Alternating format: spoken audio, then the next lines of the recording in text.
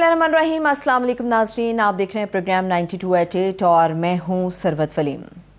IMF के हवाले से जो $3 अरब की खबरें हमारे तक आन पहुंची थी, यकीनी तौर पे पूरी पाकिस्तानी कौम के लिए, हुकूमत समेत, ये खुशी का लम्हा था कि फाइनली पाकिस्तान डिफ़ॉल्ट से बच जाएगा। मगर अभी 12 जुलाई का एग्जीक्यूटिव बोर्ड का इजलास होना बाकी है और हतमी जो मंजूरी होगी इस इजलास के बाद मिलेगी। इसके बावजूद खुशियां मनाने के साथ साथ मुख्तलिफ चहमगोइयां भी हो रही हैं, मुख्तलिफ कयासराइयां भी हो रही हैं कि अगर पैकेज देने के हवाले से फैसला कर लिया गया है तो तमाम सियासी जमातों और बशमूल तहरीक इंसाफ उनके चेयरमैन और उनकी टीम से मुलाकात करने की वजह क्या बनी थी। ये वो एक खबर थी जिसने इस पैकेज को लेके कयासराइयों को भी जन्म दिया। आखिर माजी में ऐसा कभी होता हुआ देखा गया है? अगर ऐसा है तो इसकी वजह क्या है, इसके ऊपर हम बात करेंगे। और हम इसके साथ साथ बात करेंगे कि चेयरमैन PTI के जो खिलाफ है वो तोशाखाना फौजदारी केस काबिल समाअत करार दे दिया गया है। इसका दायरा कार सिर्फ चेयरमैन की हद तक महदूद रहेगा या फिर ये भी देखा जाएगा दीगर और सियासी जमातों के बड़े रहनुमा, बड़े चेहरे, बड़े लोग भी इसके नरगे में आएंगे? इसका दायरा वसी होगा लीगली, इसके ऊपर हम बात करेंगे। और इसके साथ साथ जो नेशनल असम्बली की बात होती है कि नेशनल असम्बली अपनी मुकर्ररा मुद्दत पर ख़त्म हो जानी चाहिए, तहलील होनी चाहिए, हमें इंतखाब की तरफ बढ़ना होगा। मगर आज मैं नैयर बुखारी साहब की स्टेटमेंट को पढ़ रही थी जिनके मुताबिक वो समझते हैं कि ऐसा होना चाहिए। अगर इस जुमले के ऊपर हम गौर करें तो हमें इसके अंदर बहुत सारी ऐसी चीज़ें नज़र आती हैं जिसमें हमें लगता है कि शायद इत्तेहादी गवर्नमेंट के आपस में इख्तलाफ हैं या फिर कोई अभी हतमी फैसला नहीं हो सका। असेंबली की तहलील के हवाले से भी, पाकिस्तान के सियासी मंजरनामे के ऊपर भी हम तफसील से बात करेंगे। इस वक्त मैं अपने मेहमानों का तारुफ भी आपसे करा देती हूँ। पाकिस्तान की जो मईशत है, इकॉनमी है, उसके ऊपर बात करने के लिए खुसूस तौर पर डॉक्टर खजीब साहब ने हमें ज्वाइन किया है। डॉक्टर साहब थैंक यू सो मच आपके वक्त के लिए। मुस्लिम लीग नून से अली गौहर बलोच साहब ने हमें ज्वाइन किया, बहुत शुक्रिया बलोच साहब, थैंक यू सो मच आपके वक्त के लिए भी। और माहिर कानून है, लीगल एक्सपर्ट हैं, इसके अलावा तजियाकार भी हैं, राजा आमिर अब्बास साहब, उन्होंने ज्वाइन किया। बहुत शुक्रिया राजा साहब, थैंक यू सो मच आपके वक्त के लिए। मैं चाहूँगी आप मेहमानों की इजाज़त से कि पहले हम इकॉनमी से इसका आगाज़ करते हैं। डॉक्टर साहब मैं आपकी तरफ आऊँगी, डॉक्टर खाकान नजीब साहब की तरफ से। डॉक्टर साहब मुझे ये बताइएगा, IMF के हवाले से जिस तरह से चल रही हैं चीज़ें, हम भी खुश थे, पूरी पाकिस्तानी कौम खुश थी कि फाइनली पाकिस्तान डिफ़ॉल्ट से बच जाएगा। क्या माजी में 1994 मेरा ख्याल है यही वो डेट है, यही वो वक्त है, बताया जाता है कि पहले भी सियासी जमातों से कभी ये मुलाकात इनकी हुई थी। ऐसा क्यों होता है कि IMF पैकेज की मंजूरी के बाद भी ये गुमान करता है या महसूस करता है कि उसे दीगर सियासी जमातों की तौसीक चाहिए? इसकी वजह क्या है? बिस्मिल्लाहिर्रहमानिर्रहीम, thank you for having me. देखें, एक तो बात यह है कि मैं पिछले कई इंटरव्यूज में पिछले कई साल से, 1-1.5 साल से ये कह रहा हूँ कि पाकिस्तान को IMF से कोई इन्हिराफ नहीं है, ना ही कोई राह फरार है। तो एक तो ये है कि हमें जो कुछ भी करना है, we have to make sure that stay the course with the IMF। इसलिए कि मतलब $20 अरब के ज़खायर थे सितंबर 2021 में, जो आज $4 अरब से थोड़ी सी ऊपर गए हैं, वो भी इसलिए कि चाइनीज सपोर्ट है। ये ना होती तो इतनी तकलीफ होती और एक बहुत ही अनकंफर्टेबल पोजीशन बन जाती पाकिस्तान के लिए। तो हमें बिल्कुल क्लियर इस बात पे रहना है और इस पे बिल्कुल इन्हिराफ नहीं करना। अगर हमने इस बात पे रहना है तो ये क्यों है ऐसा कि IMF जो है वो सब पॉलिटिकल पार्टी से मिलना चाहते हैं। देखें, ये जो प्रोग्राम है 94 के प्रोग्राम का आप जिक्र कर रही हैं, 94 के प्रोग्राम को अगर देखें तो वो एक इंटरिम के साथ साइन हुआ था और इसलिए पॉलिटिकल पार्टी से बातचीत ज्यादा हुई थी बिकॉज ऑब्वियसली एक नई सेटअप आना था उस वक्त। आई थिंक मोइन कुरैशी साहब का दौर था जब ये बात हुई।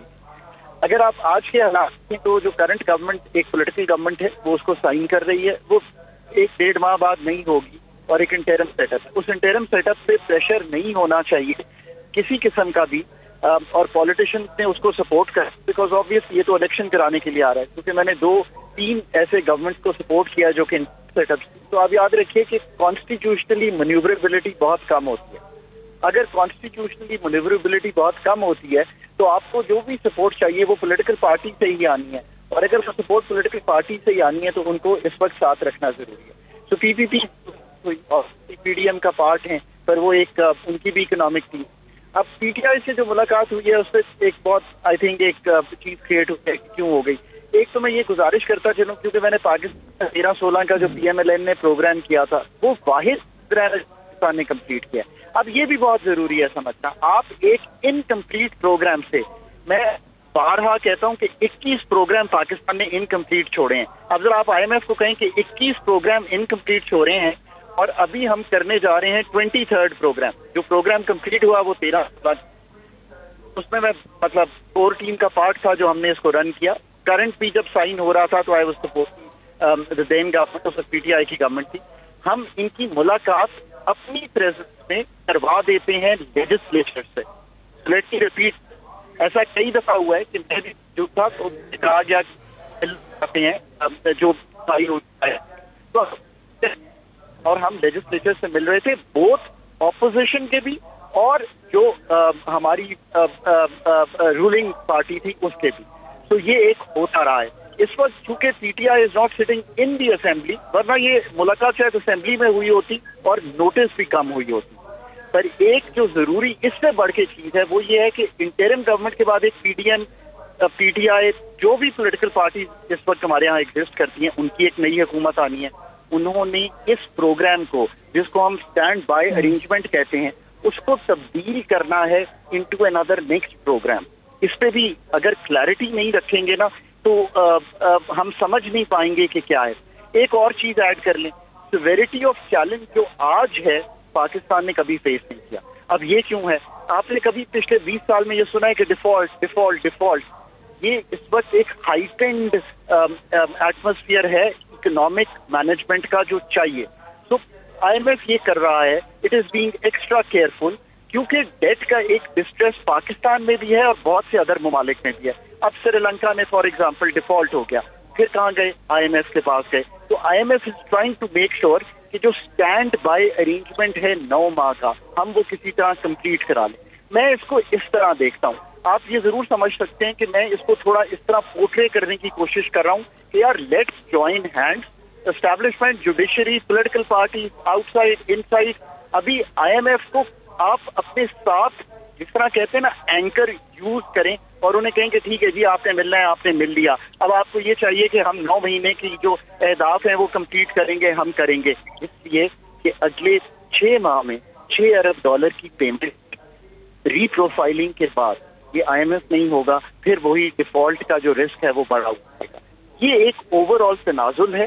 میں یہ ضرور سمجھتا ہوں کہ نہ بھی ملتے اگر PTI کو تو شاید گزارا ہو سکتا تھا, پر انہوں نے ایک جسے کہیں گے کہ اوورلی کیئرفل ہو کے مناسب سمجھا, مل لیا تو اور PTI نے سپورٹ کر دیا جیسے کہ سب کو کرنا چاہیے. لیکن ڈاکٹر صاحب یہ چیز جو ہے یہ اس طرف بھی اشارہ کر رہی ہے کہ تحریک انصاف سے ملنا اس لیے بھی ضروری تھا کہ وہ کچھ بھی ہو, کچھ بھی حالات ہیں سیاسی لحاظ سے, لیکن وہ سیاسی دھارے کے اندر تو اس وقت شامل ہے, چاہے ہم اس کو کسی بھی تناظر کے اندر دیکھ رہے ہیں. اچھا مجھے دوسرا یہ بتائیے گا, تمام مہمانوں کی طرف میں آؤں گی مگر چونکہ آپ کے ساتھ تھوڑا مختصر وقت ہے ہمارا باقی, مجھے یہ بتائیے گا ڈاکٹر صاحب کہ یہ جو 9 ماہ کا وقت ہے ہمارے سامنے, تو اس کی کچھ ڈویژن کی گئی ہے کہ جی گرانٹ اس طریقے سے تقسیم ہوگی, اس طرح سے ڈیوائیڈ ہوگی کہ $1 ارب جو ہے وہ موجودہ گورنمنٹ کے لیے رکھا ہے, پھر سیکنڈ انہوں نے کہا جی $1 ارب جو ہوگا وہ کیئر ٹیکر سیٹ اپ کے لیے ہوگا, پھر تھرڈ انہوں نے کہا کہ جی جو تیسرا $1 ارب ہوگا تو وہ جو نیکسٹ گورنمنٹ بنے گی کسی بھی پولیٹیکل پارٹی کی تو وہ اس کے لیے رکھا جائے گا. اس فارمولے کو آپ کس طرح سے دیکھ رہے ہیں؟ یہ مذاق خیز آپ اسے کہیں گے یا واقعی آپ سمجھیں گے کہ اسٹریٹجی یہی چلے گی IMF کی طرف سے؟ So that's a very good question جو آپ نے پوچھا ہے. یہ اس لیے میں کہتا ہوں کہ ہمیں IMF کو قوم کو سمجھانا ہے اور ہم سب کو سمجھنا ہے, بیکاز IMF کو ہمیں اس وقت کوئی ہوا یا کوئی آؤٹ سائڈر کی طرح ٹریٹ کرنے کی بجائے پہلے تو یہ یاد رکھنا ہے کہ یہ جو پروگرام ہے نا یہ IMF کا پروگرام نہیں ہے, یہ پاکستان کا پروگرام ہے which is supported by facility جس کو ہم کہتے ہیں stand arrangement of the IMF. تو یہ ایک ضروری بات ہے جو سب نے سمجھنی ہے کہ یہ IMF کا پروگرام نہیں ہوتا, یہ programme of the recipient country ہوتا ہے اور اس کی ایک سپورٹ ہوتی ہے جو کہ کرتی ہے ایک فیسلٹی جو IMF کی ہے. اب اگر آپ ایکسٹینڈیڈ فنڈ دیکھیں جس کو ہم لانگر ٹرم فیسلٹی کہتے ہیں تو وہ تقریباً 12 ریویوز پر محیط ہوتی ہے. پاکستان نے آج تک اپنی زندگی میں, یہ بھی آپ کو بتاتا چلوں, ایک ہی دفعہ 12 ریویوز کرائے ہیں, وہ 13-16 کا PMLN کی لیڈرشپ کا پروگرام تھا. اور چونکہ دبئی میں ان سارے ریویوز کے لیے گیا تھا تو مجھے یہ بات اچھی طرح معلوم ہے کہ ایسا ہوا تھا. اب آپ اگر اس کرنٹ سچویشن کو دیکھیے تو یہ ایک چھوٹا پروگرام ہے جس کو ہم کہتے ہیں اسٹینڈ بائی ارینجمنٹ. یوزلی یہ ہوتا ہے 12 ماہ کے لیے یہ پروگرام, اور اس دفعہ 9 ماہ کیوں کیا گیا ہے؟ 9 ماہ کرنے کی وجہ یہ ہے کہ پاکستان ایک الیکٹورل سائیکل میں جا رہا ہے. IMF یہ چاہ رہی ہے کہ یہ الیکٹورل سائیکل جو ہے وہ کسی طرح پاکستان کا گزر جائے, اس لیے اس پروگرام کو ہم نے 9 ماہ کا دیکھا.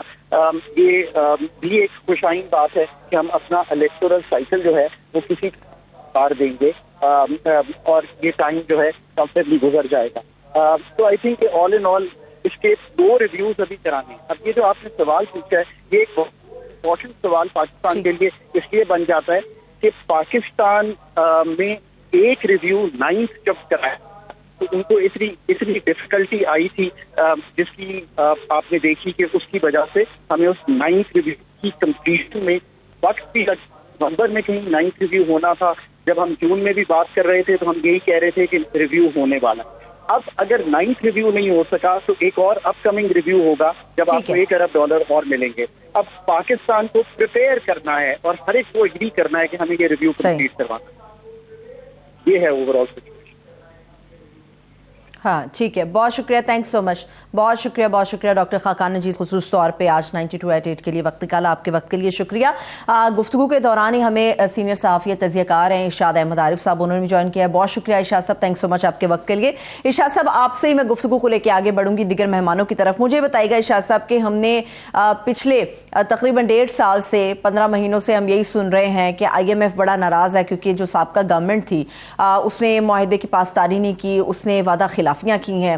پھر اسی دورانیے کے دوران ایک گرانٹ ملنے والی ہے اور اس گرانٹ کے حوالے سے انہوں نے تحریک انصاف سے بھی ایک بڑی ڈیٹیل ملاقات کی ہے. آپ سمجھتے ہیں کہ یہ ملاقات اتنی ہی ضروری تھی تحریک انصاف سے جتنی کہ نون لیگ سے ہونے جائے گی یا پیپلز پارٹی سے ہو چکی ہے؟ بات یہ ہے کہ یہ تو ایک ریٹریک ہے جو گورنمنٹ کر رہی ہے کہ جی سابقہ حکومت سے ناراض ہے اس لیے یہ تاخیر ہوئی اور شرائط زیادہ ہوگی. یہ بالکل غلط ہے. ناراضگی اس وقت دور ہو گئی تھی جب مفتاح اسماعیل صاحب نے اس پروگرام کو ریسٹارٹ کیا, اس پروگرام کی شرائط پوری کرتے ہوئے جو 8th ریویو تھا وہ مکمل کیا, اور 9th ریویو میں تاخیر جو ہوئی ہے وہ اسحاق ڈار صاحب کے رویے کی وجہ سے یا ان جو کمٹمنٹس مفتاح اسماعیل صاحب نے کی تھیں ان کو پورے نہ کرنے کی وجہ سے ہوا ہے.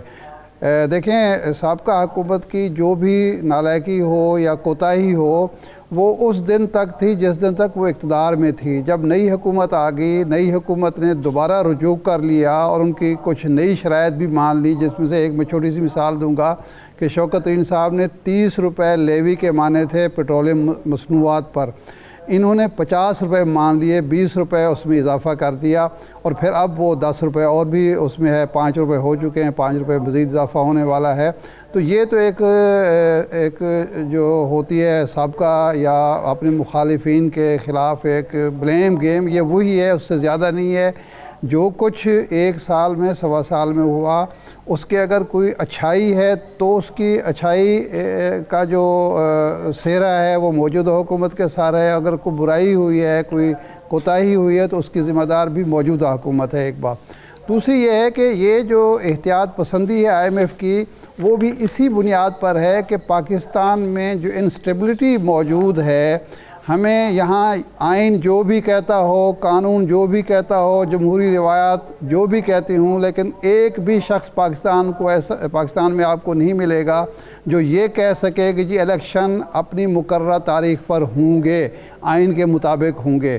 یعنی جو حکمران جماعت کے لوگ ہیں, وفاقی وزراء ہیں, وہ یہ کہتے ہیں کہ ہونے چاہیے. یعنی ان کو تو معلوم ہونا چاہیے نا, وہ جب اقتدار میں بیٹھے ہوئے ہیں کہ جی فلاں تاریخ کو اسمبلی ختم ہو جائے گی اور فلاں تاریخ کو الیکشن ہو جائیں گے. میں نے خود وزیر اعظم سے جب یہ سوال کیا ابھی گورنر ہاؤس میں جو ان کی بریفنگ تھی, تو انہوں نے جواب یہ دیا کہ جناب ہم تو 12 اگست کو شاید چھوڑ دیں اقتدار, لیکن الیکشن کرانا الیکشن کمیشن کی ذمہ داری ہے, اس کے بارے میں کچھ نہیں کہہ سکتا. تو اگر وزیر اعظم پاکستان بھی پوری یقین دہانی اپنی قوم کو نہ کرا سکیں کہ یہ الیکشن وقت پر ہوں گے, تو اس کے بعد IMF جو ہے وہ یقیناً یہ چاہے گی کہ یہ حکومت چلی جائے گی، ایک نگران حکومت آئے گی، معلوم نہیں وہ اس پر عمل درآمد کرے گی نہیں کرے گی، اور اس کے بعد جو حکومت ہے وہ اگر آتی ہے تو وہ ہمارے پروگرام کو قبول کرے گی یا نہیں کرے گی، ہماری جو شرائط ہیں یا ہماری جو تجاویز ہیں ان پر عمل کرے گی یا نہیں کرے گی، یا وہ بھی یہ بھی سوچ سکتے ہیں کہ معلوم نہیں کہ نگران حکومت نے آگے چلنا ہے یا کسی منتخب حکومت نے آنا ہے۔ تو میرے خیال ہے یہ IMF کی احتیاط پسندی ہے، اور اس کی وجہ یہ ہے کہ جو ماضی قریب کی میں بات کر رہا ہوں، جو ان کو تجربات ہوئے ہیں دونوں حکومتوں سے، اس کی وجہ سے وہ ضرورت سے زیادہ احتیاط پسندی کر رہے ہیں، ضرورت سے زیادہ حساس ہیں، اور وہ یقین دہانی ہر حکومت سے چاہتے ہیں کہ ہر سیاسی جماعت سے کہ اگر وہ اقتدار میں آتے ہیں تو اس پروگرام کو آگے بڑھائیں گے، اور اس سے پہلے کم از کم وہ یقین دہانی یہ بھی چاہتے ہوں گے کہ یہ نہ ہو کہ الیکشن کمپین جب شروع ہو تو وہاں جناب IMF کا پروگرام ڈسکس ہونا شروع ہو جائے اور IMF کو ایک ولن کے طور پر پیش کیا جائے۔ میرے خیال ہے IMF حکام یہ بھی چاہتے ہیں کہ پاکستان کو ہم قرضہ بھی دیتے ہیں، ان کی مشکلات دور کرنے کی کوشش بھی کرتے ہیں، اور ہمیں پاکستانی عوام کی طرف سے اور سیاسی جماعتوں کی طرف سے گالیاں بھی کھانا پڑتی ہیں۔ تو میرے خیال یہ وہ اس چیز کو انشور کرنا چاہتے ہیں۔ صحیح ہے، ٹھیک ہے۔ اس وقت اکانومی بڑی سینسٹیو کنڈیشن کے اندر ہے۔ علی گوہر صاحب کی طرف آؤں گی۔ علی گوہر صاحب، مجھے یہ بتائیے گا، IMF کی ٹیم جب تحریک انصاف سے ملنے گئی اور ان سے ملاقات ہوئی تو وزیر اعظم کے کوارڈینیٹر ہیں بلال اظہر کیانی صاحب، ایک بڑی پوسٹ کے اوپر بیٹھے ہیں اور ریپرزینٹ کرتے ہیں گورنمنٹ کو، آپ لوگوں کی جماعت کو ریپرزینٹ بھی کرتے ہیں۔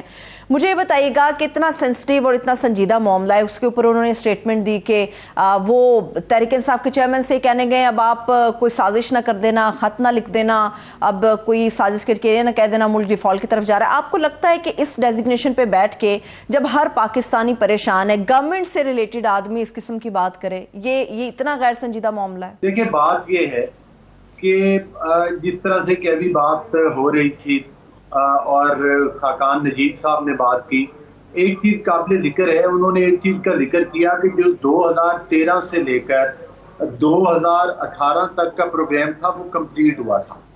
اس سے پہلے جو پروگرام تھے وہ مکمل کسی نہ کسی وجہ سے نہ ہو سکے۔ اور آپ کو یہ بھی یاد ہے کہ اس وقت نواز شریف صاحب نے یہ چیز اناؤنس کی تھی کہ ہم IMF کو خدا حافظ کہہ رہے ہیں، ہم IMF پروگرام سے باہر آ رہے ہیں اور ہم خدا حافظ کہہ رہے ہیں۔ دوسری بات یہ ہے کہ اگر ہم نے 2013 سے لے کر 2018 تک قرضے لیے تو پاکستان نے بہت بڑی اچیومنٹ کی، پاکستان کی معیشت بہتر ہوئی، پاکستان نے اربوں ڈالر کے قرضے بھی اتارے، ساتھ ساتھ جو آپ کا GDP گروتھ ریٹ تھا وہ 6% تک پہنچا تھا۔ حالانکہ اس وقت میں آپ کو پتہ ہے کہ دہشت گردی بہت زیادہ تھی اور لوڈ شیڈنگ کے ایشوز تھے، یہ وہ تمام چیلنجز تھے جو ہماری اس وقت کی حکومت کو درپیش تھے۔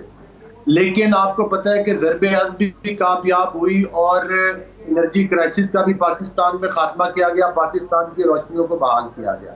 لیکن اسی دوران یہ بات انتہائی قابل ذکر ہے، جب تک ہم اس بات کا ذکر نہ کریں اور سیاق و سباق کے حوالے سے بات نہ دیکھیں تو میرا نہیں خیال کہ ہم اپنے حتمی کسی نتیجے پر پہنچ سکتے ہیں۔ 2018 کے الیکشن چرائے گئے کو پاکستان کے اوپر لانچ کیا گیا، مسلط کیا گیا۔ پاکستان کی تاریخ کے سب سے بڑے قرضے لیے اس حکومت نے۔ قرضے لینے کے بعد جب ایک سلیکٹڈ حکومت کے خلاف ایک عدم اعتماد آیا تو پھر آپ نے دیکھا کہ وہ حکومت جو ہے وہ جاتی دفعہ یہ بھی کہہ کر گئے کہ میں جناب مائنز بچھا کے جا رہا ہوں، اور IMF پروگرام کی خلاف ورزی کی، سرین خلاف ورزی کی، ڈنگے کی چوٹ کے اوپر خلاف ورزی کی۔ اور یہی وجہ ہے کہ اس پروجیکٹ نے پاکستان کو جہاں سیاسی انتشار کی طرف دھکیلا وہاں پر معاشی تباہی کی طرف بھی دھکیلا۔ یہ ایک حقیقت ہے۔ اگر یقین کریں کہ وہ عدم اعتماد نہ ہوتا اور یہ حکومت نہ آتی جس نے کہ اپنی سیاسی قیمت بھی چکائی ہے، ان پاپولر فیصلے کرنا پڑے، IMF بھی آپ کو پتہ ہے کہ مطلب ہے کہ ان کو اعتماد بحال کرنے کے لیے جو موجودہ حکومت اور جو وزیر اعظم صاحب کی کاوشیں ہیں وہ بھی پورے پاکستان کے سامنے ہیں، لیکن پاکستان کو الحمدللہ آج پاؤں کے اوپر کھڑا کر دیا۔ ان لوگ یہ بھی بات نہ، انہوں نے تو وہ بڑی حرکتیں بھی کی کہ ان کے وزیر خزانہ جو تھے انہوں نے اپنے صوبائی وزراء خزانہ کو کس قسم کی ہدایات دی کہ وہ تو چاہتے تھے کہ IMF پروگرام دوبارہ سٹارٹ ہی نہ ہو اور پاکستان ایک معاشی بحران کی طرف چلا جائے، اور ساتھ ہی ساتھ ان کا اس پر بھی صبر نہیں کیا. پھر انہوں نے پاکستان میں چیئرمین PTI نے آگ لگوائی اور آپ نے دیکھا کہ پاکستان میں جلاؤ گھراؤ ہوا. لیکن دیکھیے میں آپ کو بتاؤں علی گور صاحب، میں آپ کو ایک بات بتاؤں، اگر آپ ان کے وزیر خزانہ کی بات کر رہے ہیں تو آپ کے بھی ادھر مفتاح اسماعیل صاحب کے اور اسحاق ڈار صاحب کے اس سے کہیں زیادہ سنگین اختلافات ہمارے سامنے ہیں. وہ تو مختلف جماعت کے تھے، یا تو آپ کی اپنی جماعت کے اندر سے ایک دوسرے کے اوپر الزام تراشی ہوئی ہے. مفتاح صاحب نے کیا کچھ نہیں کہا اسحاق ڈار صاحب کے حوالے سے کہ یہ معیشت کو کیا کر رہے ہیں، یا IMF کے حوالے سے کیا پلان کر رہے ہیں، یہ جان بوجھ کے تاخیر کر رہے ہیں. وہ کہتے ہیں کہ آنے پہ اگر سٹارٹ کے 9 مہینے انہوں نے ضائع نہ کیے ہوتے تو آج صورتحال کچھ مختلف ہوتی. نہیں، بات یہ نہیں ہے. دیکھیں، اختلاف رائے ہو سکتا ہے، سوچنے کے انداز مختلف ہو سکتے ہیں، لیکن جو میں نے ان کے وزیر خزانہ کی آپ کو بات کی وہ تو کھلا غداری اور پاکستان دشمنی پر مترادف وہ آڈیو کال تھی جو پورے پاکستان نے سنی تھی. ہاں، مفتاح صاحب نے اگر کوئی ڈار صاحب کی پالیسی کے اوپر اختلاف کیا ہے، یا ڈار صاحب جو تھے جب مفتاح صاحب تھے وہ ان کو گائیڈ لائن دیا کرتے تھے کہ بھائی اس طرح سے چلے، تو میں سمجھتا ہوں کہ وہ تو ایک مشاورت کا عمل تھا یا وہ ایک مثبت تنقید بھی تھی.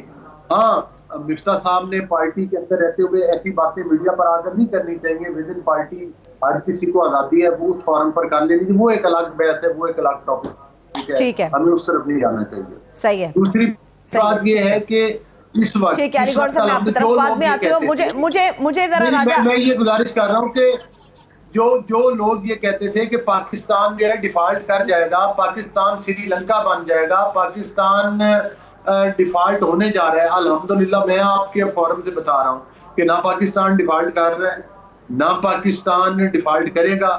اور اللہ کا فضل و کرم سے IMF پروگرام خدا نہ خواستہ نہیں ہوتا پھر بھی ہم اپنے پاؤں کے اوپر کھڑے ہو سکتے ہیں. ہم نے مشکل فیصلے ضرور کیے، لیکن اس کے باوجود اچھا ویسے آپ لوگوں کے پاس پلان بھی کیا تھا علی گور صاحب، اگر ان کیس خدا نہ خاصہ، یہ آپ نے بات بڑی کر دی ہے، آپ نے بڑی بات کر دی علی گور صاحب کہ IMF پیکج ہمیں نہ بھی ملتا ان کیس خدا نہ خاصہ تو ہم اپنے پاؤں پہ کھڑے ہو سکتے تھے. آپ لوگوں کی جماعت پاس پلان B کیا تھا وہ میں آپ سے لازمی پوچھوں گی. ابھی میں راجہ عامر صاحب کی طرف جا رہی ہوں. راجہ صاحب مجھے یہ بتائیے گا، ایک تو کچھ ایڈ آن اگر آپ کرنا چاہیں IMF سے ریلیٹڈ. باقی ارشاد صاحب نے ایک بڑا اہم پوائنٹ اٹھایا الیکشن کمیشن کے حوالے سے جی، کہ انتخاب تو کرانے چاہتے ہیں مگر یہ ڈیپینڈ کرتا ہے الیکشن کمیشن آف پاکستان کے اوپر. خدا نہ خواستہ ایسا تو نہیں ہوگا کہ کچھ چند مہینے پرانی کی تاریخ دہرا دی جائے گی، الیکشن کمیشن کہہ دے گا کہ ابھی لسٹیں تیار نہیں ہوئی، یا وسائل نہیں ہیں، یا پیسے نہیں ہیں، یا سیکیورٹی نہیں ہے، کیونکہ تب بھی نشان کسی کو الاٹ ہو چکے تھے. اب بھی الیکشن کمیشن کے اندر وہ پروسیس تو چل رہا ہے، مگر کتنے شکوک و شبہات آپ کے ذہن میں الیکشن کمیشن کو لے کے؟ دیکھیے، ابھی IMF کے جو ہے اس پہ کافی بات ہوگی، لیکن اس کی ایک بات کو میں لے کے آگے بڑھتا ہوں کہ IMF نے یہ 3 سٹیجز میں جو اپنی گرانٹ ہے 3 بلین کی دی ہے. موجودہ حکومت جو الیکشنز تک ہے، جو 11 اگست کو ختم ہو رہی ہے، اس کو صرف 1 بلین ملے گا. دوسرا بلین تب ملے گا انٹرم حکومت کو کہ جب اسمبلیز ڈیزولو ہوں گی اور انٹرم حکومت جو سی ہے وہ الیکشن کی تاریخ اناؤنس کرے گی، الیکشن کے پروسیس کو اناؤنس کرے گی اور شیڈول کو اناؤنس کرے گی. اور تیسرا جو اس کا پیکج ہے وہ جو نئی حکومت آئے گی اس وقت 1 بلین ملے گا. تو اب اگر یہ ڈاؤٹ ہو رہا ہے کہ وزیر اعظم صاحب اگر یہ سٹیٹمنٹ دیتے ہیں کہ ہم تو چلے جائیں گے، obviously آپ نے چلے جانا ہے. آئین پاکستان نے مدت دی ہوئی ہے اسمبلیز کی، اس میں 1 روز کا بھی اضافہ پاسبل نہیں ہے. تو یہ وہ ایک ہی طریقہ اگر ان کے ذہن میں ہے کہ جی کوئی ہم ایمرجنسی لگائیں، کوئی ایکسٹینشن 1 سال کی لے لی جائے، اور اس کے لیے بھی گراؤنڈز چاہیے ہوتی ہیں، آئینی اس کے لیے ریکوائرمنٹس ہیں، تو اس کو ان کے ذہن میں اگر ہے تو میں نہیں سمجھتا کہ یہ کوئی ایک پاسبلٹی ہے.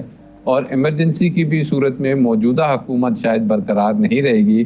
اس صورتحال میں یہ ہوگا کہ پھر جو انٹرم سیٹ اپ ہوگا، یہ ٹیکنوکریٹ کا سیٹ اپ ہوگا یا جو بھی ہوگا اس میں چلا جائے گا.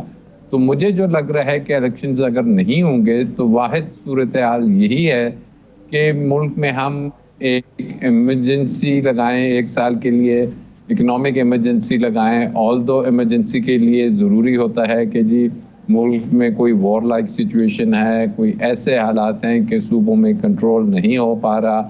تو یہ وہ چیز ہے کہ اگر وزیر اعظم صاحب کو نہیں پتا اور انٹرم حکومت آتی ہے اور وہ ان لائنز پہ چلتی ہے کہ جی ایمرجنسی کی طرف جانا ہے, کیونکہ ہم نے پچھلی پنجاب کی اور کے پی کی انٹرم حکومتوں کو دیکھا کہ جو اپنے کانسٹیٹیوشنل مینڈیٹ سے تجاوز کر کے وہ جو ان کا 90 ڈیز کا پیریڈ ہے اس کو کراس کرتی ہیں اور ایک غیر آئینی طور پہ اس وقت وہ کام کر رہی ہیں.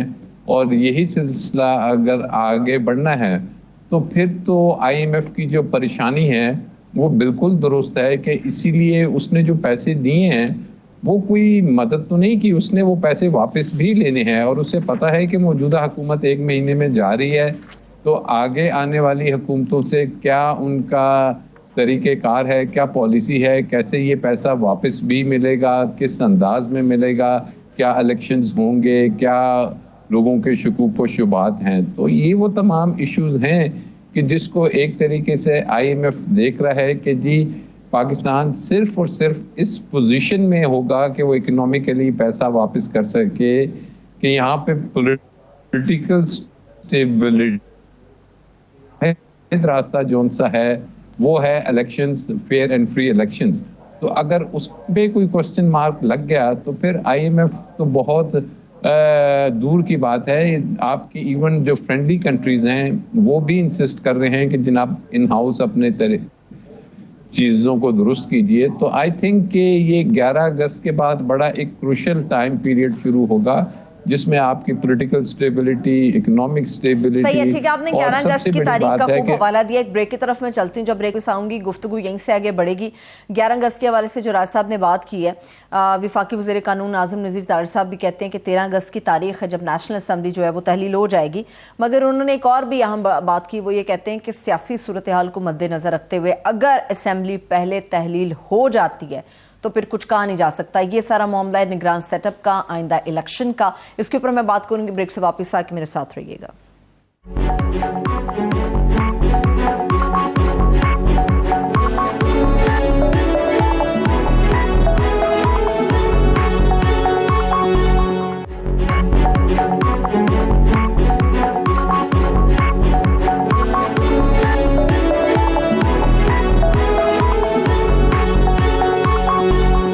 بریک کے بعد ایک بار پھر سے آپ کو پروگرام کے اندر ہم خوش آمدید کہیں گے. ارشاد احمد عارف صاحب کی طرف میں جاؤں گے. ارشاد صاحب مجھے یہ بتائیے گا, جس طرح سے اعظم نذیر طاہر صاحب نے فرمایا کہ 13 اگست کی تاریخ ہے, نیشنل اسمبلی تحلیل ہو جائے گی, سیاسی صورتحال آپ کو لگتا ہے کہ کچھ اتنی پیچیدہ ہے یا اس کے خد و خال آپ کو سیاسی صورتحال کے کچھ ایسے نظر آ رہے ہوں کہ اسمبلی وقت سے پہلے تحلیل ہو جائے گی, یا آپ کو پھر لگ رہا ہے کہ انتخابات جو ہیں وہ مخدوش ہو سکتے ہیں, جس طرح سے الیکشن کمیشن کے کورٹ کے اندر بال ہے اس وقت؟ دیکھیں, پہلے اسمبلی تحلیل کرنے کا مقصد یہی ہوگا کہ انتخابی کمپین کے لیے, مہم کے لیے زیادہ وقت, 1 مہینہ زیادہ لے لیا جائے. یہ تو خوش آئند بات ہوگی اگر حکومت ایسا فیصلہ کرتی ہے, اس کو اختیار حاصل ہے وزیر اعظم کو. میں تو ان لوگوں میں سے نہیں ہوں جو یہ کہیں کہ جی وزیر اعظم یا وزیر اعلیٰ کو اختیار ہی نہیں ہے اسمبلی توڑنے کا. قبل از وقت جب آئین ان کو اجازت دیتا ہے تو بالکل ان کو توڑنی چاہیے اور 90 دن میں الیکشن ہو جانے چاہیے. اگر ایسی صورتحال بھی ہوتی ہے تو اس کا مطلب ہے کہ پھر نومبر میں الیکشن ہو رہے ہیں, یہ اچھی بات ہے. لیکن اگر قبل از وقت اسمبلی توڑنے کا یا بر وقت اسمبلی ٹوٹنے کے بعد ایک طویل نگران حکومت آتی ہے تو یہ آئین کے بھی خلاف ہوگی, یہ جمہوریت کو بھی کمزور کرے گی اور ملک کا جو سیاسی استحکام ہے وہ بھی داؤ پر لگے گا. اس وقت کوشش حکومت کی اور اپوزیشن کی اور میڈیا کی یہ ہونی چاہیے کہ آئین کے مطابق ملک میں فیئر اینڈ فری انتخابات ہوں, عوام کو یہ حق دیا جائے کہ وہ اپنی مرضی کی حکومت لائیں, کیونکہ اسی سے استحکام آئے گا. عوام کی مرضی کی حکومت ہی ملک کی اقتصادی ترقی کے لیے کوئی کردار ادا کر سکتی ہے. ہمارے ہاں جب یہ الیکشنز میں دھاندلی ہوتی ہے یا الیکشن کے نتائج کو مینیج کیا جاتا ہے، اس کا سب سے بڑا نقصان جو ہوتا ہے وہ ملک اور قوم کو یہ ہوتا ہے کہ ملک کے اندر ایک عدم استحکام پیدا ہوتا ہے۔ اس سسٹم کے ساتھ اور اس حکومت کے ساتھ، اس پارلیمنٹ کے ساتھ عوام کی کوئی گہری وابستگی نہیں ہوتی، اور وہ جو لوگ دھاندلی کے ذریعے یا کسی ناجائز طریقے سے اقتدار میں آ جاتے ہیں، ان کو آج اپنی لیجیٹیمیسی کا ہر وقت فکر رہتی ہے، اور پھر وہ بیساکھیاں تلاش کرتے ہیں یا بیساکھیوں پر ہی سارا ان کا انحصار ہوتا ہے۔ تو اس کی وجہ سے سسٹم بھی کمزور ہو رہا ہوتا ہے، عوام کی ان کو چونکہ تائید و حمایت مکمل دلی وابستگی عوام کی ان کے ساتھ نہیں ہوتی، اس کی وجہ سے وہ سسٹم کمزور ہوتا ہے، اور پھر جو غیر جمہوری قوتیں ہیں ان پر دباؤ بڑھ جاتا ہے۔ تو اس لیے کوشش اس وقت حکومت میں وہ سیاسی جماعتیں ہیں جو ایک دفعہ نہیں، دو دفعہ نہیں، 3 دفعہ 4 دفعہ اقتدار میں آ چکی ہیں، اور وہ دیکھ چکی ہیں کہ آخر یہ سسٹم مضبوط کیوں نہیں ہوا۔ انہیں بار بار جن مشکلات کا، مقدمات کا، گرفتاریوں کا، نااہلی کا، بیرون ملک جلاوطنی کا سامنا کرنا پڑتا ہے، اس کا اب ان تجربات کی بنیاد پر ان کو فیئر اینڈ فری الیکشن کرنی چاہیے، جن کے نتائج ساری سیاسی جماعتیں قبول کریں، تاکہ ملک میں ایک مستحکم سیاسی اور جمہوری نظام آئے اور ملک بھی آگے چلے، اور یہ سیاسی جماعتیں بھی خواہ وہ اپوزیشن میں ہوں یا حکومت میں ہوں، یہ بھی اپنے آپ کو آگے بڑھا سکیں، یہ ماضی کی گرفتار نہ رہیں، ماضی کا رونا نہ روتے رہیں، اور آپس کی لڑائی میں ملک کا اور جمہوریت کا نقصان نہ کریں۔ تو میرا خیال ہے اس وقت تو کوشش سب کی یہی ہونی چاہیے، کوئی بھی راستہ ایسا تلاش کرنا جس کی وجہ سے وقت پر الیکشن نہ ہو سکوں یا فیئر اینڈ فری الیکشن نہ ہو سکیں، یہ نہ ملک کے مفاد میں ہے، نہ جمہوریت کے مفاد میں ہے، اور نہ ان سیاسی جماعتوں کے مفاد میں ہے۔ صحیح ہے، ٹھیک ہے۔ اچھا علی گور صاحب، مجھے یہ بتائیے گا، ایک تو میرا سوال ادھورا تھا آپ کی طرف، مجھے یہ بتائیے گا کہ ان کیس اگر آئی ایم ایف آپ کو بیل آؤٹ پیکج نہیں دیتا، سٹینڈ بائی ایگریمنٹ نہیں ہوتا، تو پلان بی کیا تھا آپ لوگوں کی گورنمنٹ کا، جو آپ نے کہا کہ ہم اپنے پاؤں پہ کھڑے ہو سکتے تھے؟ سیکنڈلی مجھے یہ بتائیے گا کہ گزشتہ روز رفیق رجوانہ صاحب ہمارے ساتھ میرے اس پروگرام کے اندر موجود تھے، مگر وقت کی کمی تھی، سوال ان کے لیے بھی ادھورا رہ گیا تھا۔ پاکستان پیپلز پارٹی یہ سمجھتی ہے اور بارہا مختلف مواقعوں پر یہ بات کہہ چکی ہے کہ ہم اس بات کے قائل نہیں ہیں کہ انتخاب کے اندر اتریں تو کسی ایک سیاسی جماعت یا تحریک انصاف پہ پابندی ہو، ان کو الیکشن کے اس پروسیس سے دور رکھا جائے۔ آپ کے نزدیک لیول پلینگ فیلڈ کی تعریف کیا ہے جو نون لیگ بتاتی ہے؟ اور مجھے یہ بھی بتائیے گا، کیا آپ لوگ اس بات پہ ایگری کرتے ہیں کہ تحریک انصاف کو انتخابی دھارے سے نکال کے انتخاب ہونا چاہیے؟ آپ لوگوں کی پارٹی میں کیا سوچ ہے؟ دیکھیں، بات یہ ہے کہ بنیادی طور پر تو ہر سیاسی پارٹی کو الیکشن کانٹیسٹ کرنے کا حق ہے، اور تمام پولیٹیکل پارٹیز کو سیاسی دھارے میں ہونا چاہیے، لیکن یہاں پر جو 9 مئی کے واقعات ہوئے اور اس سے پہلے جس طرح سے لاک ڈاؤن کی سیاست ہوتی رہی، اور جس طرح سے 9 مئی کو وہ ایک کام پاکستان میں کیا گیا جو کہ پاکستان کی 75 سالہ تاریخ میں کسی پاکستان کے دشمن ملک نے بھی نہیں کیا، اور اس میں اس کے کرنے والے ماسٹر مائنڈ، اس کو کرنے والے وہ لوگ جنہوں نے یہ کام سر انجام دیا، جن لوگوں کے ذریعے کروایا گیا، اور ابھی تک بھی نظام کے اندر وہ سہولت کار بھی موجود ہیں جو کہ اس کام کرنے والوں کی سہولت کاری کر رہے ہیں۔ دیکھیں، اگر تو کوئی پارٹی سیاسی پارٹی مطلب ہو کہ لبادہ تو اس نے سیاسی پارٹی کا اڑا ہوا ہو، لیکن ایکچولی وہ واقعات دہشت گردی کے کر رہی ہو، تو میں سمجھتا ہوں کہ اس کا سیاسی دھارے میں کوئی لینا دینا نہیں ہے۔ وہ چاہے مسلم لیگ نون ہو، چاہے پیپلز پارٹی ہو، چاہے جے یو آئی ہو، چاہے پی ٹی آئی ہو، کوئی بھی پولیٹیکل پارٹی ہو جو دہشت گردی کے واقعات میں ملوث ہو، اس کو سیاسی دھارے میں نہیں ہونا چاہیے۔ اور خاص طور پر ہم لوگ سیاسی ہیں، ہم سیاسی پارٹیوں کے لیے مقابلہ کرنے کے لیے بھی تیار ہیں، لیکن ہم بیلٹ کی سیاست پر یقین رکھتے ہیں، ہم بلٹ اور دھاوے کی سیاست پر یقین نہیں رکھتے۔ اگر تو کسی نے سیاست کی میدان میں کوئی سیاسی پارٹی ہو تو ہم اس کا سیاست کے میدان میں مقابلہ کرنے کے لیے تیار ہیں، لیکن اگر کوئی دہشت گرد ہوگا تو پھر ہماری ملکی سلامتی کے ادارے جو ہیں وہ دہشت گردوں سے نپٹنے کے لیے بھی نبض آزما ہونے کے لیے ہر وقت تیار رہتے ہیں، اور انشاءاللہ تعالی حکومت اپنی ریٹ تسلیم کروائے گی بھی اور انشاءاللہ کروا رہی بھی ہے۔ دوسری بات یہ ہے کہ جو جہاں تک آپ کا ذکر ہو رہا تھا کہ یہ الیکشن ہے، یہ نظام ہے، تو ابھی ارشاد عارف صاحب بھی اس پر بات کر رہے تھے، یقینی طور پر ظاہر ہے کہ الیکشن کروانا جو ہے وہ الیکشن کمیشن کا کام ہے۔ ہمارا کام ہے کہ ہم ایک الیکٹڈ حکومت کی حیثیت سے جو ہمیں آئین اور قانون اجازت دیتا ہے اس وقت تک رہیں، اور اس وقت پر جب ہمارا وقت مکمل ہو تو ہم اقتدار کو چھوڑ دیں۔ تو اس کا وزیر اعظم صاحب واضح اعلان کر چکے ہیں کہ ہم جو ہے اس وقت پر جو ہے وہ اپنا اقتدار چھوڑ دیں گے، اور جو ہماری پچھلے 13 سے 18 تک کی کارکردگی اور اس 1 سال کی جو کہ اتحادیوں کی حکومت ہے اس میں بھی عوام کے سامنے ہے کہ ہم نے معیشت کو کس طرح سے سنبھالا ہے۔ آپ نے پلان بی کی بات کی، آپ نے دیکھا ہے کہ ہمارے کئی دوست ممالک جس میں چائنا ہے، جس میں سعودیہ ہے، جس میں دیگر ہمارے دوست ممالک ہیں جنہوں نے ہمیشہ گمبھیر حالات میں ہمارا ساتھ دیا ہے، وہ اب بھی ہمارا ساتھ دینے کے لیے علی گوھر صاحب چائنا کے علاوہ کوئی دوسرا ملک ہمیں غیر مشروط فنڈ دینے کے لیے تیار نہیں تھا۔ نہیں علی گوھر صاحب چائنا کے علاوہ کوئی بھی دوسرا ہمارا مسلم ملک ایون کہ سعودی عرب ہمیں غیر مشروط طور پہ قرض دینے کے لیے تیار نہیں تھا، یہ بات سب جانتے ہیں۔ صرف چائنا نے ہمارا ساتھ دیا اس معاملے میں، آپ دوسرے ممالک کو اس میں شامل نہیں کر سکتے۔ بات یہ ہے کہ یہاں پر تو یہ باتیں بھی ہوتی تھیں کہ بھائی رشیا سے جھوٹی افواہیں اڑائی گئی کہ رشیا سے ہم تیل لے کر آئیں گے، بڑھ کے لگائیں گی، لیکن کوئی نہ لا سکا۔ اس 1 سال کی حکومت جس کو کہتے تھے 25 کلومیٹر کی حکومت، اس نے یہ کارنامہ بھی سر انجام دیا۔ پھر آپ نے یہ دیکھا کہ IMF پروگرام ابھی ریویو نہیں ہوا تھا، اس کے باوجود ہم نے جو ہے وہ اربوں ڈالر کی اقساط جو تھی قرض کی تھی وہ واپس بھی کی ہیں۔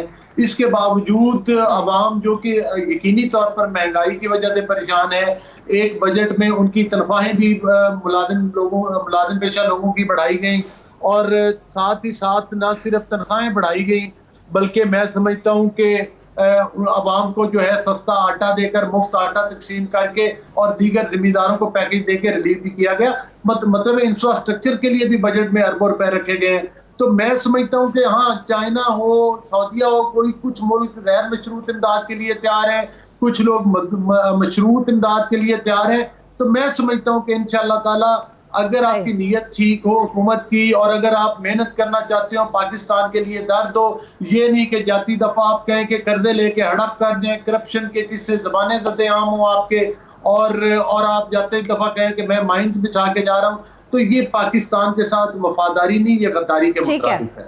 تو صورتحال یہ ہے کہ پاکستان کی جو حکومت ہے لیکن علی گوھر صاحب کسی کو بھی غداری کا سرٹیفکیٹ بانٹنے کی اجازت نہیں ہے۔ ہر شخص اس وطن میں رہنے والا محب وطن ہے، ہم کسی کو غداری کا سرٹیفکیٹ نہیں دے سکتے۔ میں راجہ عامر صاحب کی طرف جا رہی ہوں۔ راجہ عامر صاحب مجھے یہ بتائیے گا، اب توشہ خانہ کا جو ہے وہ کیس وہ بھی قابل سماعت قرار دیا۔ نہیں آپ غداری کی بات نہ کیجئے، آپ غداری کی بات نہ کیجئے، اور جہاں تک آپ نے چلیے بات لمبی چلی جائے گی علی گوھر صاحب، جہاں تک آپ نے سانحے کی بات کی، میں کے اندر سانحہ پیش آیا، اس کے بھی الزامات ہیں، ابھی ثبوت پبلک نہیں ہوئے اس کے۔ چلیے آپ کنٹینیو کر لیں، میں پھر راجہ صاحب کی طرف جاتی ہوں، بتائیے علی گوھر صاحب۔ دیکھیں میں یہ کہہ رہا ہوں کہ ہم کسی کو غداری کا سرٹیفکیٹ، وہ جو سب کو چور اور ڈاکو کہتے تھے، خود ایماندار سمجھتے تھے، جب پتہ چلا تو انہوں نے توشہ خانہ سے گھڑیاں چوری کی، توشہ خانہ کا کیس بنا، فورن فنڈنگ کا کیس جو کہ 14 کروڑ تو اپنے سائنوں کے ساتھ پکڑے گئے جو کہ اسٹیٹ بینک آف پاکستان نے بتائے۔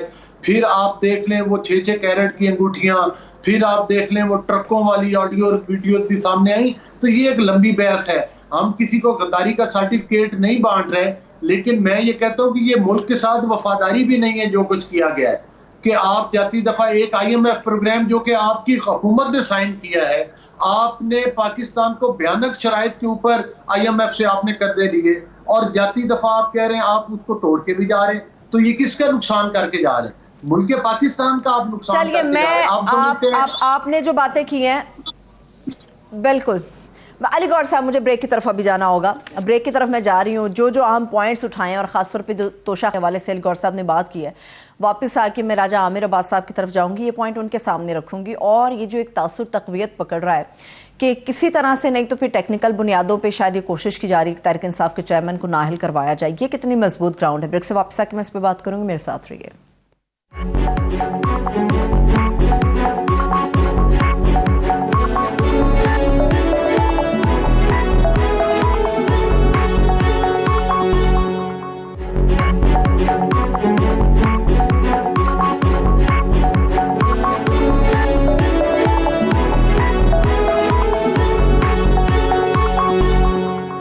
Welcome back. راجہ عامر عباس صاحب کی طرف میں جاؤں گی. راجہ صاحب مجھے یہ بتائیے گا, ایک تو توشہ خانہ کے حوالے سے جو ٹرائل کیس ہے اب قابل سماعت قرار دے دیا, آپ کو لگتا ہے کتنی مضبوط گراؤنڈ ہے یہ تحریک انصاف کے چیئرمین کے اگینسٹ, اور آپ کو لگتا ہے کہ یہی ایک وہ رکاوٹ بڑی ثابت ہو سکتی ہے الیکشن کے پروسیس کے اندر شامل ہونے کے تحریک انصاف کے؟ دیکھیے, توشہ خانہ کے کیس کو سمجھنے کی ضرورت ہے کہ پہلی بات تو مجھے یاد ہے کہ مسلم لیگ نون کے شاہد خاقان عباسی اور مصباح جون سے تھے, انہوں نے بڑا کلیئرلی کہا تھا کہ ہم نے اپنی حکومت سے کہا کہ اس توشہ خانہ والے میں گفٹ آئٹمز کے بارے میں آپ مت کیجیے انکوائریز, کیونکہ اس میں ہم نے زیادہ چیزیں لی ہوئی ہیں. ایون شاہد خاقان عباسی نے کہا کہ میں نے گھڑیاں بھی لی اور میں نے فروخت بھی کر دی. منصور علی خان کے وہ آپ کو انٹرویو یاد ہوگا کہ جس میں اس نے گاڑی کا ذکر کیا جو کہ گاڑی لی ہی نہیں جا سکتی تھی مریم بی بی کے ساتھ. بہرحال وہ اس کے جو ایک ایکسپیکٹ ہے وہ علیحدہ ہے. جو اس وقت کیس چل رہا ہے, یہ کیس یہ نہیں ہے کہ آپ نے گھڑی لی, آپ نے بیچ دی, آپ نے سستی لی, مہنگی بیچی, آپ نہیں بیچ سکتے تھے. یہ کیس بڑا سمپل سا کیس ہے اور یہ عوام کو کلیئر ہونا چاہیے کہ election commission of Pakistan election act میں ہے کہ ہر سال آپ گوشوارے جمع کرائیں گے, اور اگر کوئی آپ کے ایسٹس ہیں یا آپ نے فروخت کیے ہیں تو اس کا اندراج ہوگا. تو جو توشہ خانہ میں گھڑیاں تھیں اس کا اندراج اس سال جو ختم ہو رہا تھا 31 دسمبر کو, اس میں اندراج نہیں ہوا بلکہ اگلے سال ہوا. اور اس چیز کو پیش نظر رکھتے ہوئے جو الیکشن ایکٹ ہے اس میں یہ ہے کہ اگر آپ جو اپنی سٹیٹمنٹ دیں گے یا جو گوشوارہ دیں گے اس میں اگر کوئی غلط بیانی ہوگی تو اس غلط بیانی کا کیس چل سکتا ہے غلط بیانی کی حد تک, اور اس میں بھی جو ٹائم ہے وہ 120 دن کا ہے, اس سے بڑھ کے نہیں ہے. اور یہ کیس جو ہے چلتا ہے, یہ آپ جہاں سے الیکشن جیتے ہوتے ہیں, وہ میاں والی والا کیس تھا, اس کی متعلقہ سیشن کورٹ میں. اور اس کے علاوہ یہ جو کمپلینٹ فائل ہوتی ہے یہ الیکشن کمیشن آف پاکستان کی طرف سے ہوتی ہے, جس میں جو آئین پاکستان ہے وہ الیکشن کمیشن آف پاکستان کی ڈیفینیشن دیتا ہے کہ اس کے 4 ممبرز اور چیف الیکشن کمشنر کو الیکشن کمیشن آف پاکستان کہتے ہیں, جبکہ سیکرٹری جو سے الیکشن کمیشن جنہوں نے کمپلینٹ فائل کی وہ الیکشن کمیشن کی ڈیفینیشن میں نہیں آتے. یہ وہ چیزیں تھیں جو چیلنج ہوئی, پھر اسلام آباد ہائی کورٹ گئی, انہوں نے ریمانڈ کر دی, اب واپس آ گئی یہاں پہ ٹرائل کورٹ میں. لیکن اس کے ساتھ ساتھ یہ جو اسلام آباد ہائی کورٹ کا فیصلہ تھا یہ سپریم کورٹ میں چیلنج ہو چکا ہے, اور سپریم کورٹ میں انہوں نے کہا ہے کہ جب تک سپریم کورٹ سے کوئی فیصلہ یا اس کی پیشی نہیں ہوتی, انہوں نے ریکویسٹ کی ہے کہ 1 یا 2 دن کی مہلت دیں. لیکن جج صاحب نے کہا کہ نہیں, آپ کو جو بحث کا حق ہے وہ ہم ختم کرتے ہیں اور ہم اس پہ فیصلہ دیں گے. ابھی یہ ایک فیصلہ آئے گا کہ آیا یہ ٹرائل چلنا ہے یا نہیں اسلام آباد ہائی کورٹ کے فیصلے کے مطابق. اور اگر جو بھی فیصلہ آتا ہے, یہ نہیں لگتا کہ یہ فیصلہ کوئی ایک دم سے آ جائے گا اور اس میں کوئی سزا ہو جائے گی اور نااہل ہو جائیں گے. یہ 2, 4, 5 مہینوں کا ٹرائل ہوگا, سپریم کورٹ ہے, ہائی کورٹ ہے, تو یہ خیال کہ جی اس پہ کوئی ڈسکوالیفیکیشن مجھے ہوتی ہوئی نظر نہیں آتی. ٹھیک ہے. اچھا مجھے یہ بتائیے گا ارشاد صاحب کہ دبئی کے اندر جو ملاقاتیں ہوئیں, ہم نے دیکھا کہ لندن میں اس سے پہلے اون چودھری کی میاں نواز شریف صاحب سے ملاقات ہوئی, دبئی کے اندر بھی استحکام پاکستان پارٹی کے کچھ لوگ گئے.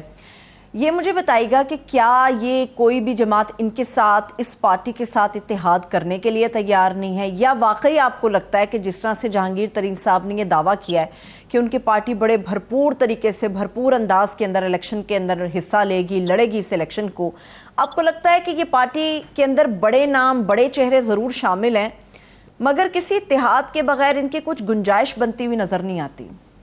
دیکھیں جہانگیر ترین صاحب کے ذہن میں پہلے جو آئیڈیا تھا 1.5-2 سال پہلے جب ہم سے ملاقات ہوئی، اور وہ تو تھا کہ ایک پریشر گروپ کے طور پر وہ الیکشن میں جائیں گے۔ اس وقت کی حکومت بھی قائم تھی اور جہانگیر ترین صاحب نے سیاسی پارٹی بنائی بھی نہیں تھی، لیکن جب یہ سیاسی پارٹی انہوں نے تشکیل دی ہے ملک گیر سطح پر اور 4 صوبوں سے لوگوں کو اکٹھا کیا، تو توقع یہ تھی کہ وہ ایک انڈیپینڈنٹ پولیٹیکل پارٹی کے طور پر الیکشن میں جانا چاہتے ہیں۔ لیکن اب جو ملاقاتیں ہو رہی ہیں اس سے محسوس ہوتا ہے، کیونکہ ابھی تک جتنی بھی ملاقاتیں انہوں نے کی ہیں میاں نواز شریف صاحب سے کی ہیں، مجھے یاد نہیں ہے کہ ان کی کوئی ملاقات ان کی اپنی یا ان کے کسی ساتھی کی زرداری صاحب سے یا بلاول صاحب سے ہوئی ہے۔ تو اس کا مطلب یہ ہے کہ وہ پنجاب میں سمجھتے ہیں کہ اپنے طور پر الیکشن لڑنا جو ہے اتنا آسان نہیں ہے۔ اسی وجہ سے ان کے 2 ساتھی لوگ جو ہیں وہ ابھی بھی وزیر اعظم کے معاون خصوصی کے منصب پر فائز ہیں، وہ کام کر رہے ہیں، نعمان لنگڑیال صاحب اور اون چودھری صاحب۔ اب ایک ایسی سیاسی پارٹی جو ابھی اس کا آغاز ہوا ہے، وہ قائم ہوئی ہے، اس کا دعویٰ ہے کہ ہم اپنے طور پر الیکشن لڑیں گے، اور وہ محتاج ہے دوسری سیاسی پارٹی کی، تو ظاہر بات ہے کہ پھر آگے آپ اندازہ کر لیں کہ کیا انجام ہوگا۔ دوسرا یہ ہوا کہ پارٹی کی تشکیل کے وقت بہت سارے چہرے جو ہمیں نظر آئے اس کنونشن میں یا اس اجلاس میں، وہ اب غائب ہیں منظر سے۔ ہمیں عمران اسماعیل کہیں نظر نہیں آ رہے، علی زیدی کہیں نظر نہیں آ رہے، جناب فواد چودھری صاحب ہمیں کہیں نظر نہیں آ رہے، اور کئی لوگ ہیں، ایک لمبی لسٹ ہے۔ تو اس کا مطلب یہ ہے کہ لانچنگ کے بعد یہ لوگ یا تو مایوس ہوئے ہیں یا کوئی اور عوامل ہیں جس کی وجہ سے یہ لوگ اچانک، اب فواد چودھری تو خاموش رہنے والے نہیں ہیں، علی زیدی بھی ایسے ہی ہیں، تو وہ خاموش کیوں ہیں؟ اور وہ جب یہ عہدوں کی جو تھوڑے بہت عہدے تقسیم کیے گئے ہیں ان میں سے کسی کو کوئی عہدہ کیوں نہیں دیا گیا، یہ ایک سوال ہے۔ تو لگتا یوں ہے کہ ابھی تو نان سٹارٹر ہے استحکام پاکستان پارٹی، آگے چل کے کوئی بہت بڑا کارنامہ انجام دے، بہت الیکٹیبلز آ جائیں اور وہ الیکشن میں حصہ لیں اور کوئی نتائج ہوں۔ لیکن 2 مسائل کا شکار ہے یہ پارٹی۔ یہ لیڈر تو اکٹھے کر لیں گے، مسئلہ ہے کہ ان کے پاس کون سا ایسا نیریٹو ہے، کون سا ایسا نعرہ ہے جس کی بنیاد پر یہ سپورٹ بیس اپنی بڑھائیں گے اور جو ووٹر ہے اس کو اٹریکٹ کر سکیں گے۔ ابھی تک انہوں نے کوئی نعرہ نہیں دیا، جبکہ سیاسی پارٹی جب تشکیل پاتی ہے تو پہلے دن ہی وہ ایک اٹریکٹیو سلوگن لے کر آتی ہے، کیونکہ پاکستان میں جنرل الیکشن ہمیشہ سلوگنز کی بنیاد پر لڑے جاتے ہیں، اور ایک نئی پارٹی جو ہے سلوگن کی بنیاد پر ہی آگے بڑھ سکتی ہے۔ تو اس لیے میں نہیں سمجھتا کہ ان ملاقاتوں کا اس کے سوا کوئی مقصد ہو سکتا ہے کہ کوئی سیٹ ایڈجسٹمنٹ ہو جائے اور اس کی بنیاد پر کچھ سیٹیں لے لی جائیں، اس کے علاوہ تو کوئی مقصد نظر نہیں آتا۔